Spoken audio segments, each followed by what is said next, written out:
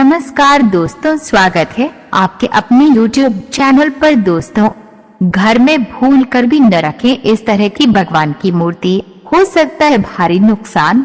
Number 1, Hindu धर्म को मानने वाले लोग अपने घरों में इष्ट की आराधना करने के लिए एक छोटा सा पूजा घर अवश्य बनाते हैं। घर में यह स्थान सकारात्मक ऊर्जा का भंडार होता है। धार्मिक दृष्टि से तो पूजा पाठ करना अच्छा माना ही जाता है। वास्तु में भी पूजा पाठ करने का विशेष महत्व माना गया है। वास्तु कहता है कि प्रतिदिन धूप दीप प्रज्वलित करने से घर में सकारात्मक ऊर्जा का प्रवाह बना रहता है और घर में सुख शांति आती है। लेकिन कभी कभी देखने में आता है कि प्रतिदिन पूजा करने पर भी घर का वातावरण नकारात्मकता भरा लगने लगता है।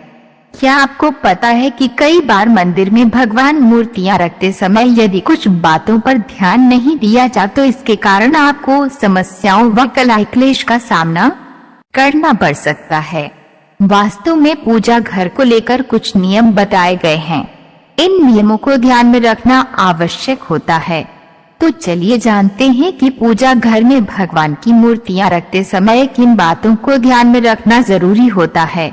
नंबर 2, मंदिर में इस तरह से न रखें। भगवान की मूर्ति घर में किसी भी स्थान पर या पूजा घर में भगवान की मूर्ति कभी भी इस प्रकार नहीं रखनी चाहिए कि उनकी पीठ के दर्शन हो। मान्यता है कि पीठ की ओर से भगवान के दर्शन करना शुभ नहीं होता है, इससे दुर्भाग्य आता है। खास तौर पर भगवान गणेश की प्रतिमा को इस तरह से बिल्कुल न रखें जिसमें मूर्ति का पिछला भाग दिखाई दे रहा हो। माना जाता है कि भगवान गणेश की पीठ की तरफ दरिद्रता का वास होता है। इससे आपको धन संबंधित समस्याओं का सामना करना पड़ सकता है।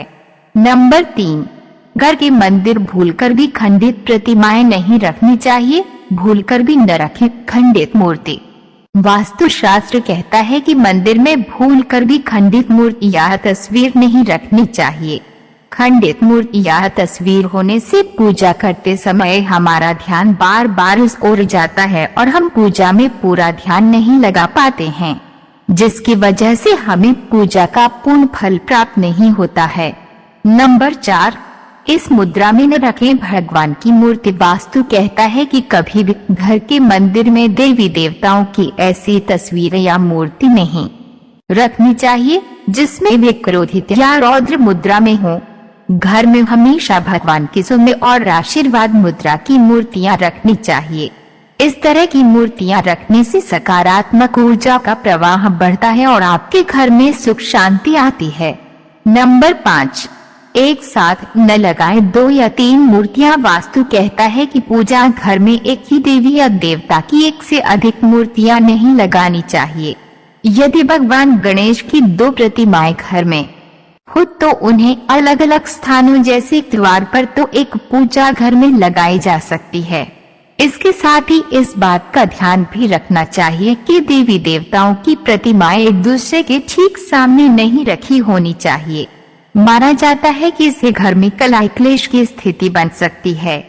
दोस्तों, हम उम्मीद करते हैं कि आज का हमारा ये वीडियो आपके लिए उपयोगी साबित हुआ होगा। अगर उपयोगी साबित हुआ है तो आगे जरूर शेयर करें ताकि अन्य लोगों तक भी ये महत्वपूर्ण जानकारी पहुंच सके।